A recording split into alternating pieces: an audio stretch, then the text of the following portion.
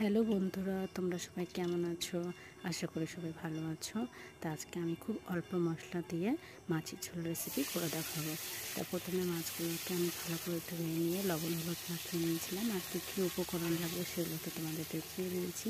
এবার মাছগুলো একে একে ভালো করে তেলটা গরম করে নিয়ে কড়াইতে ছেড়ে দিতে হবে।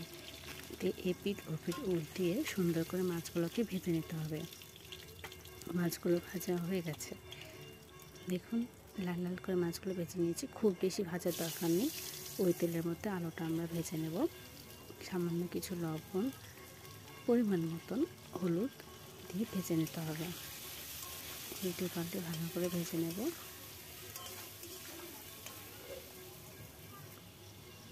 আলুটা ভাজার সাথে সাথে দেখবে যে আলুটা হাফ সেদ্ধ হয়ে যায়, আলুটা আমরা তুলে নেব। দেখুন এইরকম ভাজাটা হবে, অর্ধেক ভাজার মধ্যেই সেদ্ধটা হয়ে যায়, তুলে নেব। ওই তেলের মধ্যে একটু কালো জিরে ফোড়ন দিয়ে কাঁচা লঙ্কা দিয়ে দেবো, চেরা কাঁচা লঙ্কা, তারপরে দিয়ে দেবো কুচনো পেঁয়াজ, সামান্য কিছু টমেটো।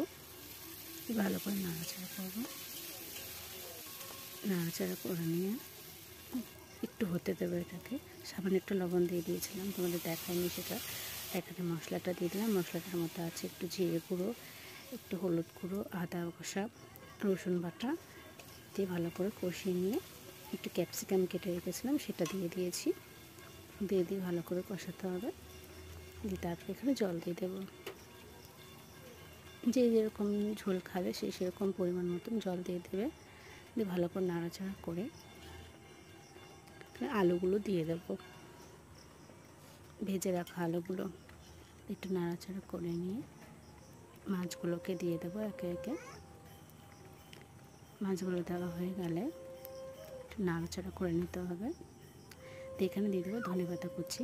ওটা আপনারা স্কিপ করে গেলেও অসুবিধা নেই, যারা খাবেন পছন্দ করবেন তারাই দেবেন। রেডি আমাদের মাছের ঝোল। কেমন লাগলো বলবেন।